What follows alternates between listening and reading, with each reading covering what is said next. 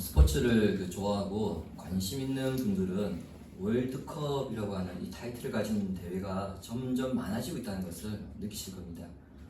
원래 월드컵 대회는 축구만 있었는데 어느새 야구, 스피드 스케이팅, 쇼트트랙, 그리고 아실지 모르겠습니다만 치어리딩, 그리고 클라이밍, 수영 등 점점 이 종목들이 확산되어 가고 있는 추세입니다. 이러한 종목들 가운데 축구나 야구, 쇼트트랙, 수영 같은 종목들은 토너먼트 경기를 하게 됩니다. 토너먼트 경기란 대진표에 따라서 승리를 하게 되면 계속해서 이제 결승까지 가게 되는 가지만 한번 패하게 되면 탈락하는 그런 경기 방식을 우리가 토너먼트 경기라고 합니다. 따라서 승리하기 위해서 상대를 철저하게 분석합니다. 예를 들어 축구 경우 16강에 진출하기 위해서 조별 예선을 하는데 이때 각 팀은 3경기씩 하게 되는데 상대에 따라서 어떤 전략을 구사할지 준비합니다. 작년 월드컵 예선에서 우리나라는 우루과이와 가나, 포르투갈 이렇게 한 조를 이뤘는데 똑같은 전술을 쓰지 않았습니다.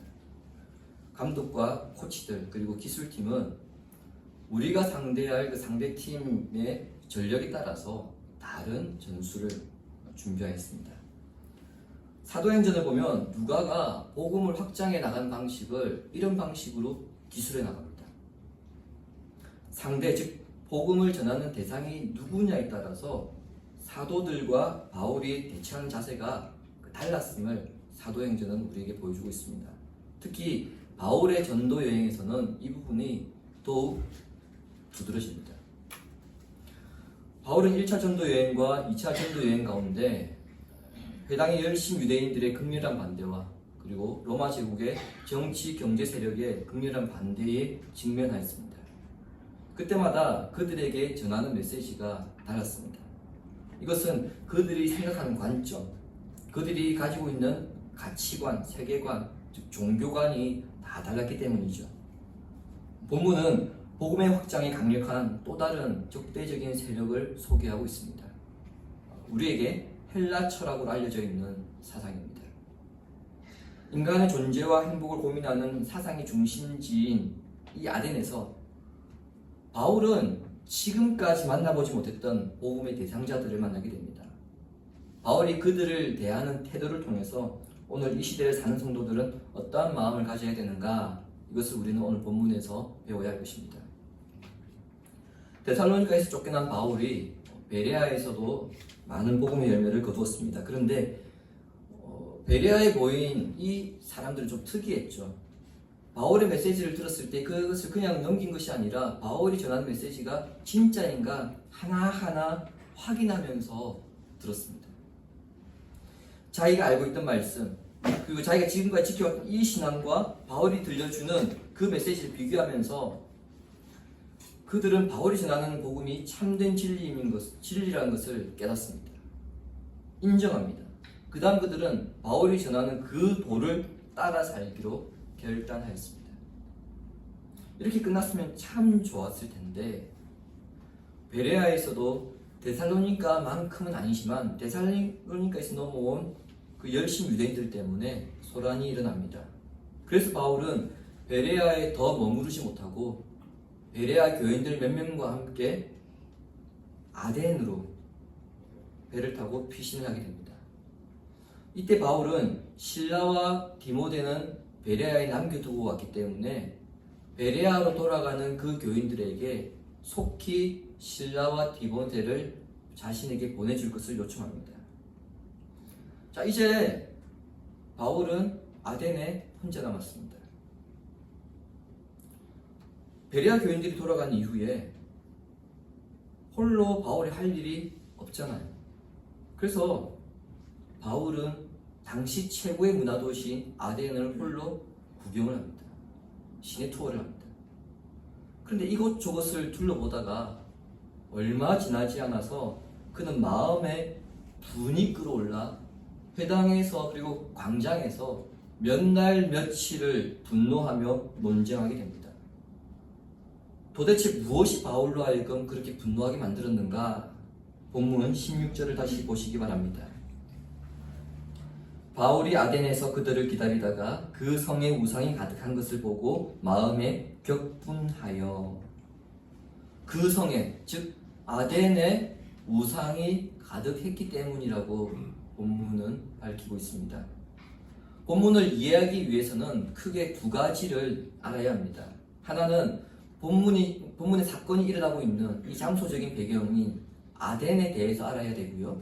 또 하나는 이 도시를 주름잡고 있는 사상, 곧 철학을 알아야 합니다. 이것을 알아야 우리는 왜 바울이 지금 이 도시에서 분노하고 있으며 반대로 그 도시 사람들은 바울이 전하는 메시지를 왜 반대하고 있는지 그 답을 찾을 수 있습니다. 오늘 약간 철학 시간일 수도 있습니다. 중고등학교 윤리 시간에 그 기억들을 동원하셔서 여러분 조금 따라오셔야 됩니다. 먼저 아덴에 대한 배경입니다. 현재 그리스 수도인 아테네를 우리 성경 본문에서는요 아덴으로 그렇게 부르고 있습니다. 아덴은 예수님이 태어나시기 500년 전 도시 문명의 절정을 이뤘고요. 헬라 문화의 총본산입니다. 아덴에는 유명한 사람들이 많이 살았죠.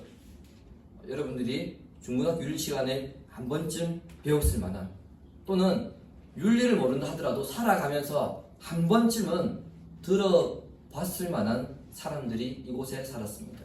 누구겠습니까? 소크라테스, 아리스토텔레스, 플라톤, 에피쿠로스, 제논. 이와 같은 사람들이 아덴에 살았습니다.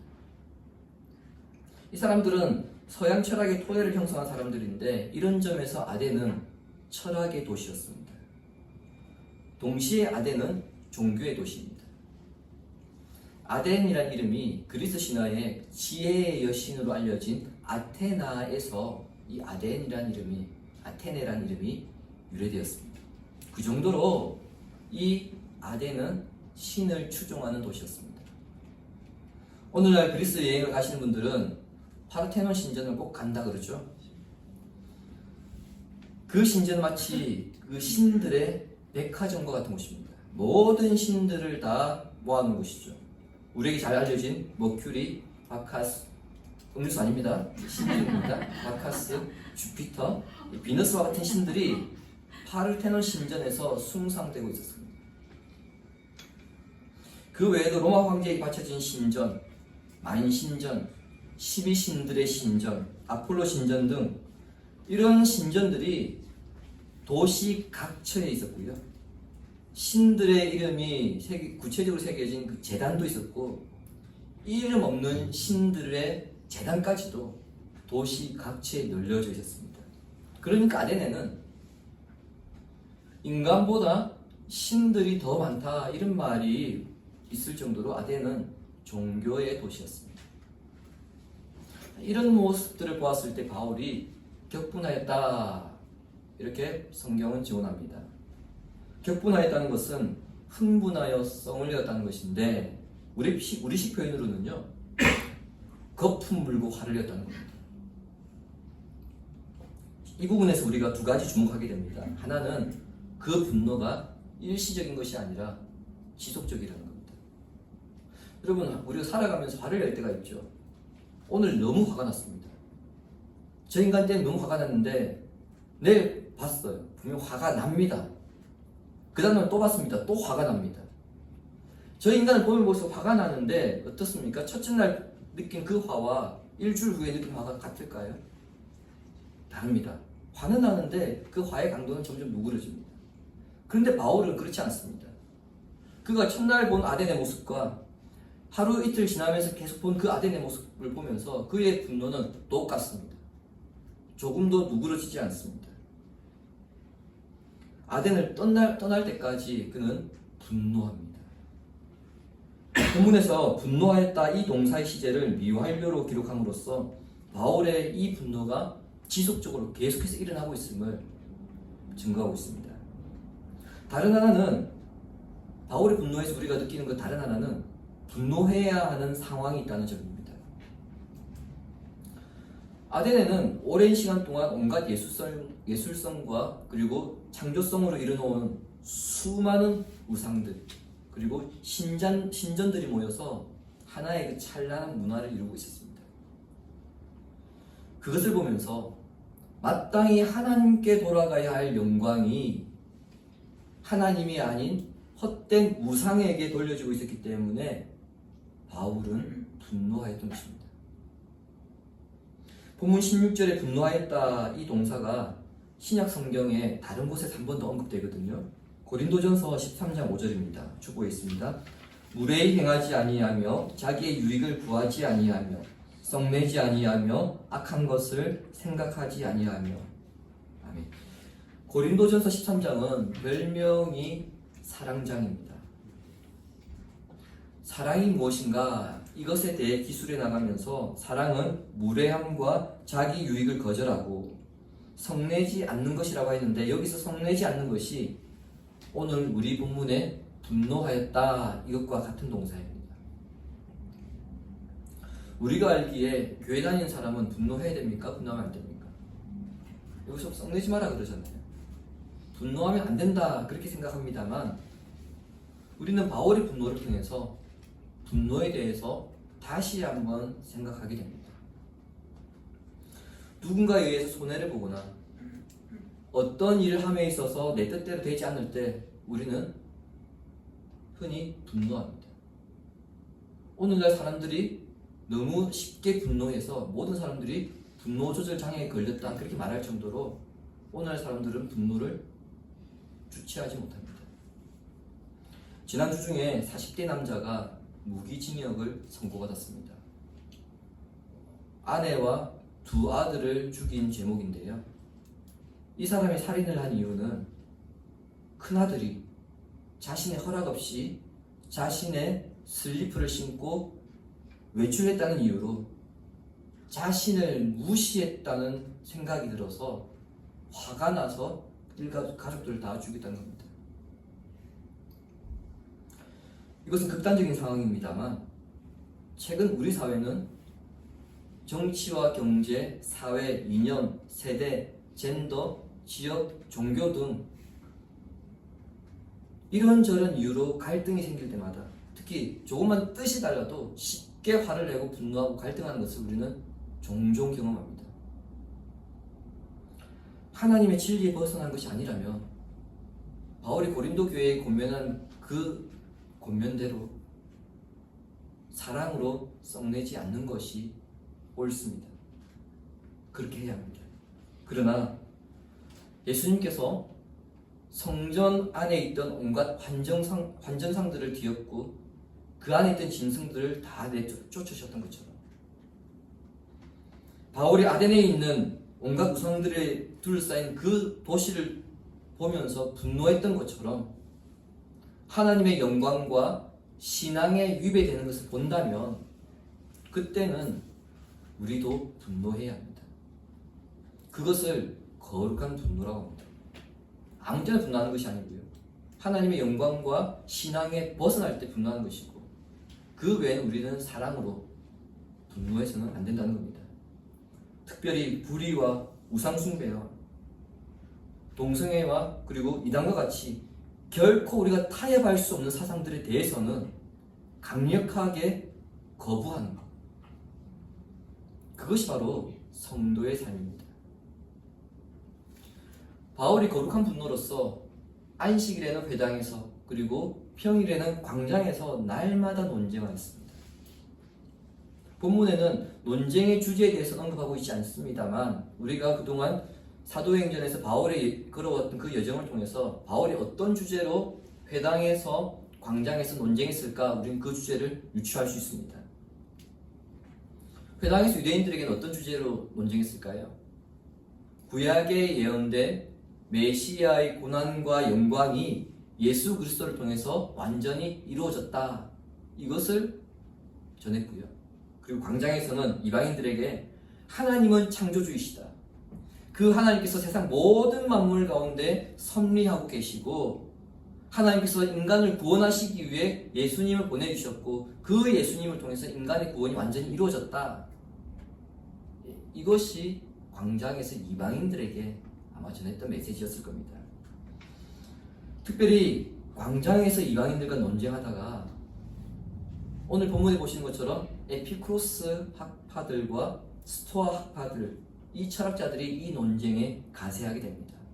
그런데 그들이 이 논쟁에 가세하게 되면서 아덴에서 바울의 전도는 중대 기로에 서게 됩니다. 이제 우리가 본문을 이해해야 하는 두 번째 배경에 대해서 살펴야 합니다. 그것은 에피쿠로스 학파와 스토아 학파입니다. 정말 이제부터는 윤리 시간입니다.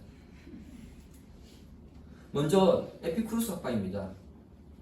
에피쿠로스 학파는 쾌락을 최고로 삼습니다.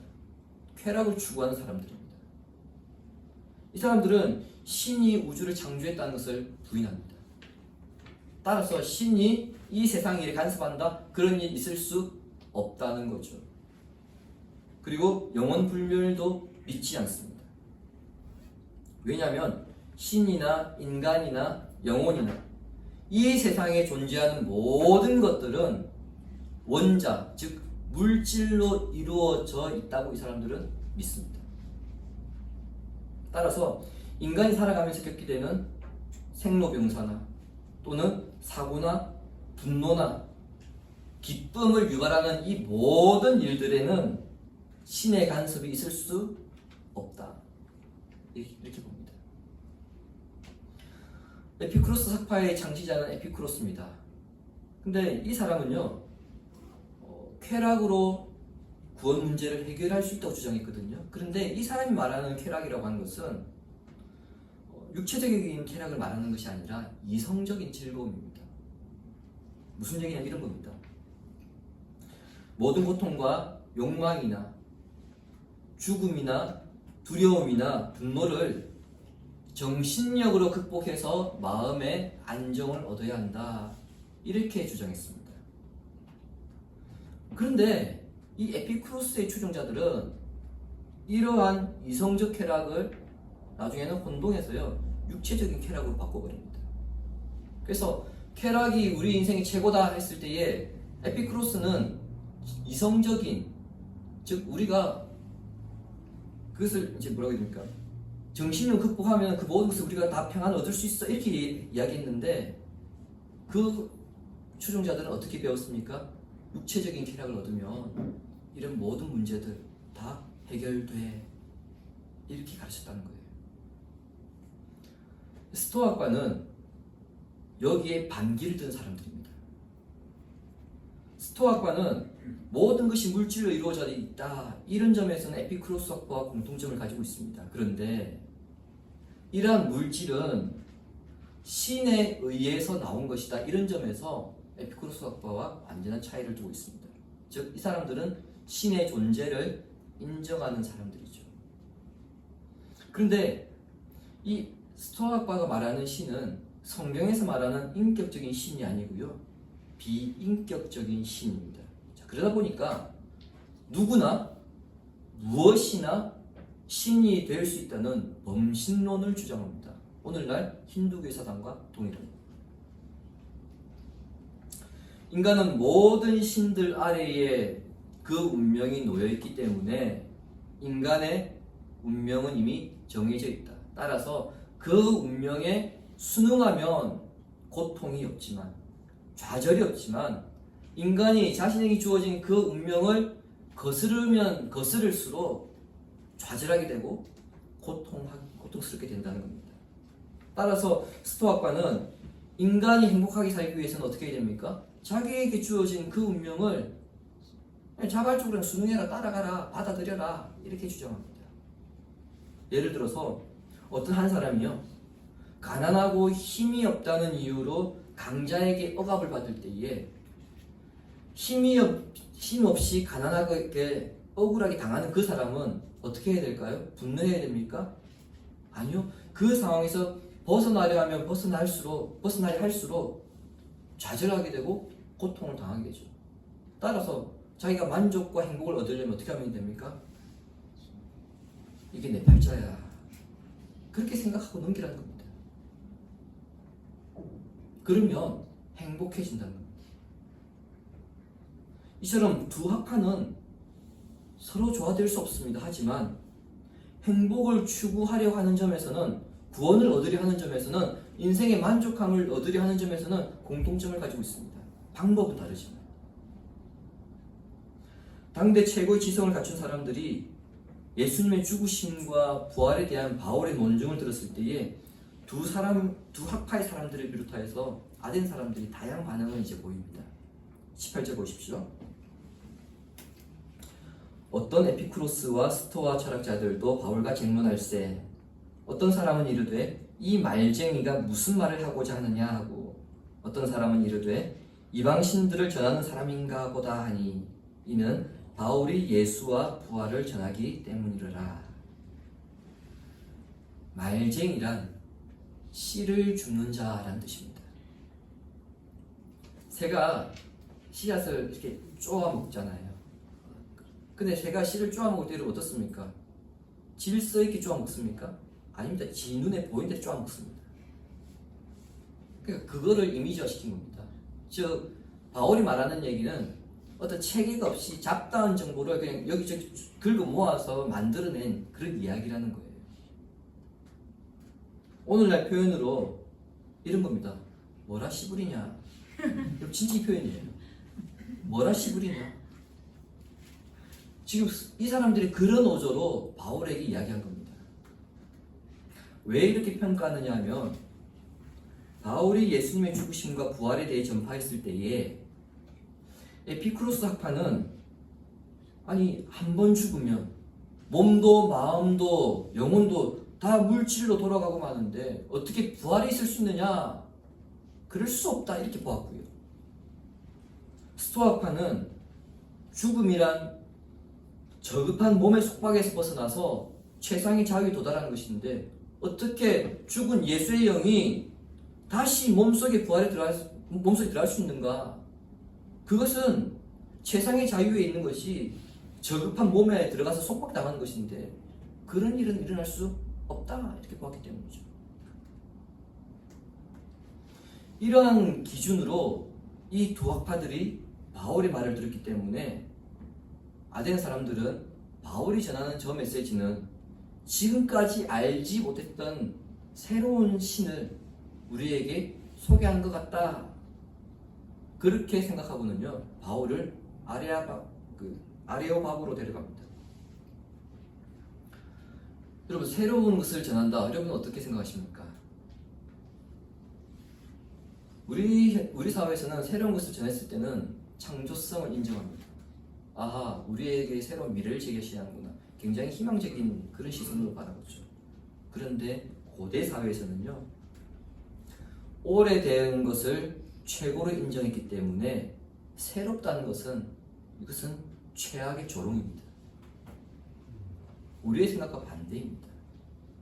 그리고 지금 아레오바고로 지금 바울을 데려갔거든요. 이곳은 아테네 최고 법정입니다.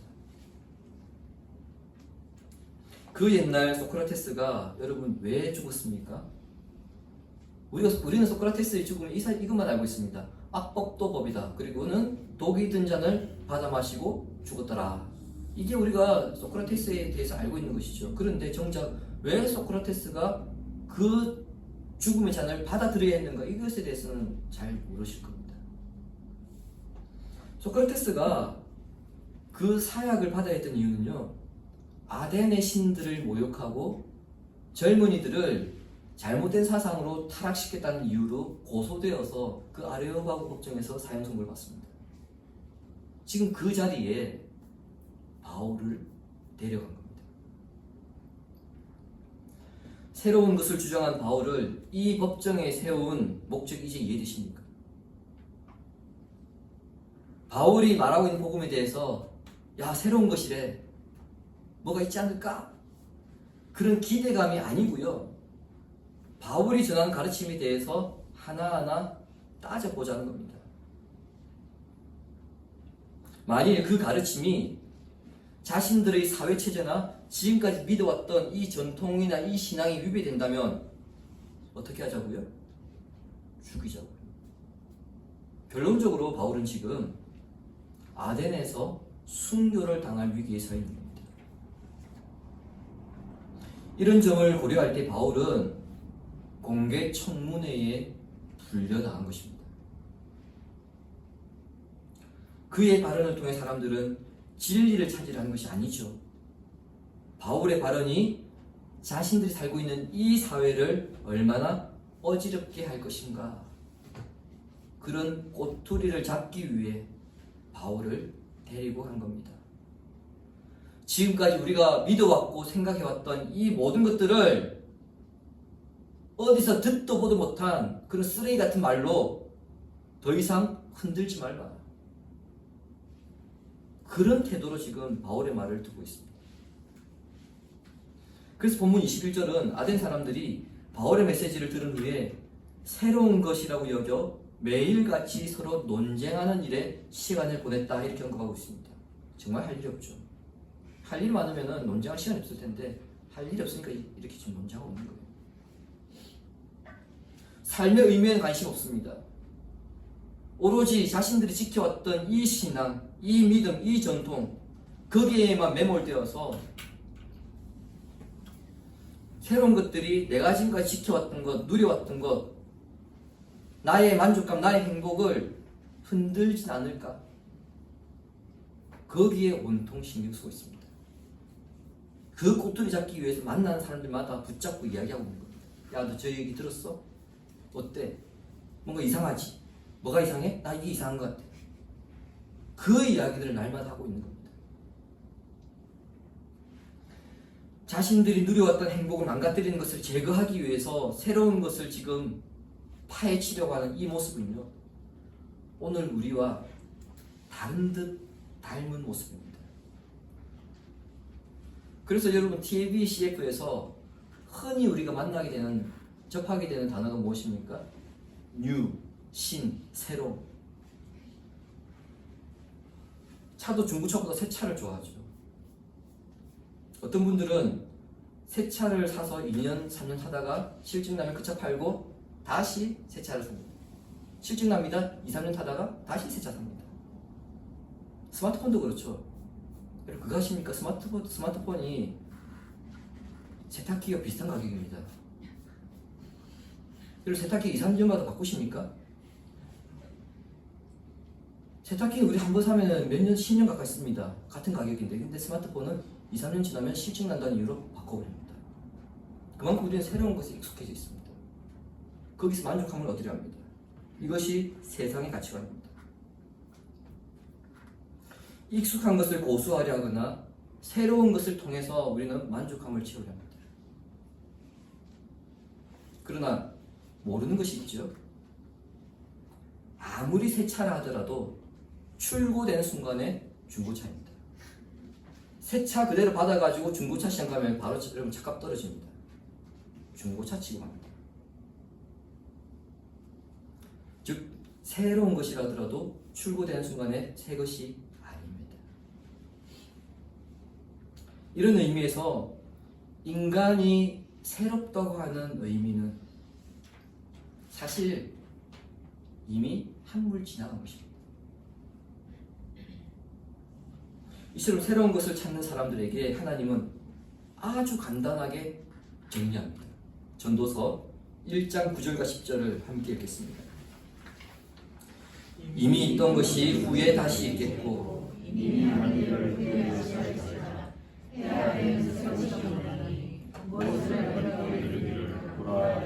새 것이라 할 것이 있으랴. 우리가 있기 오래전 세대들도 이미 있었느니라. 아멘. 해 아래에 새 것이 없다.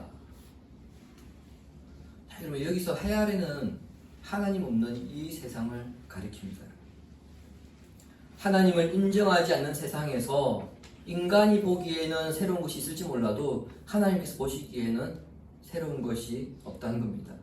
즉 다른 표현으로는 하나님 없는 세상에서 인생을 만족시키는 진리는 있을 수 없다.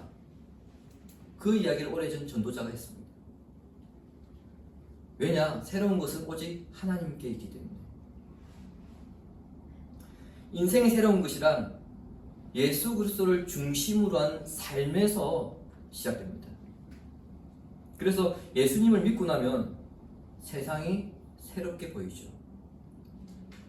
예수님을 만나면 만날수록 내가 신앙을 제대로 가지면 가질수록 세상이 새롭게 보이기 시작합니다. 내가 만나는 사람이 새롭게 보이고요. 나의 감정이 새로워집니다. 내가 관심 가지고 있던 그 관심 분야가 새로워지고요. 하나님에 대한 지식이 새로워져 삶이 새로워지는 것입니다. 모든 것은 그대로입니다. 사람이 바뀐 건 아닙니다. 여전히 저 인간은 나한테 괴롭힐 수 있어요. 그런데 내가 저 사람을 바라보는 시각이 달라져서 새롭게 보이는 겁니다. 어제는 정말 때려 죽이고 싶은데 오늘은 시선이 바뀌니까 내가 새로워지니까 그 영혼이 불쌍해 보이는 겁니다. 아이고 저렇게 사는 저 사람은 얼마나 힘들겠냐. 바뀌는 겁니다. 환경이나 상황, 사람, 세상은 모든 것이 그대로이지만 예수 그리스도를 중심으로 살아가는 그 사람의 가치관, 세계관이 바뀌어서 모든 것을 새롭게 바라보게 합니다. 때로는 영혼을 불쌍하게 보이기도 하고요. 우상이나 불의에 대해서 분노하게 하기도 합니다. 안타까운 현실에 참담함을 느끼게 됩니다. 그래서 점점 하나님의 나라를 확장해 나가는 삶에 동참하게 되는 것이죠. 이것이 세상 나라에 대항하는, 세상 나라 가운데서 살아가는 성도들의 자세입니다. 그리고 이렇게 살아가게 하는 것이 복음의 능력입니다. 하나님 없는 세상에서 나를 만족시키기 위한 것들을 차지를 하기보다 오직 하나님 안에서 내 인생이 새로워진다는 것을 발견함으로써 세상이 줄 수 없는 평생의 만족과 행복을 누리며 살아가는 성도가 되기를 성부와 성자와 성령의 이름으로 축원합니다. 아멘.